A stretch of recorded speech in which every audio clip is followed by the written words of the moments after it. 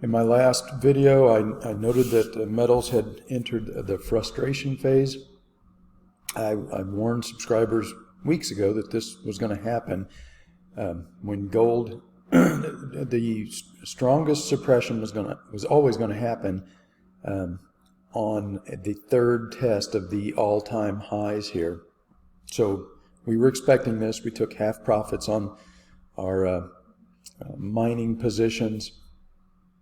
And if they can drop gold back below 2,000, we'll probably take profits on the rest of the position just in case. You can see this was our highest weekly close right here. This is almost 2050, and every attempt to get above that has been blocked. And this is the fourth week in a row that this has been blocked.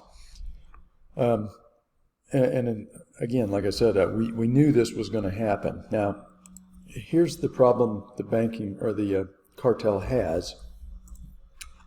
The banks are still in trouble. This is the regional banks, and the reversal from last week is being negated again this week. And so the banking crisis isn't over, and I would suggest it's a long way from over. And so the cartel is going to have more and more trouble keeping gold suppressed as this banking crisis worsens. People are going to become nervous about having very much of their wealth in the banking system. They're going to want to get it out of the banking system and into metals. And so just as I predicted would happen, we're going to have these attacks on the metals, but this is a problem for the cartel. If the banking sector continues to implode, they're not going to be able to hold that suppression. And I've said this many times, the longer price is prevented from moving in its natural direction, the more violent the move will become once the price suppression breaks. So we're seeing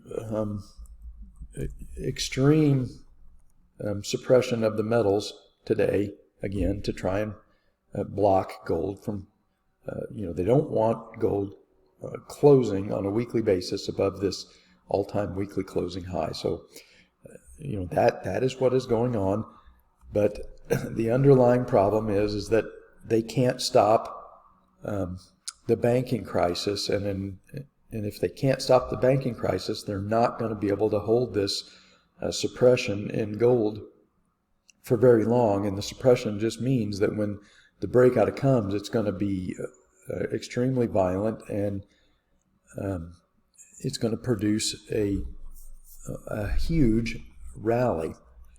So understand what's happening. There's no fundamental reason for gold to be hit hard today, and especially silver. This is simply suppression of the gold market, but without the ability to save the banking system, which they are not going to be able to do, they're not going to be able to hold the suppression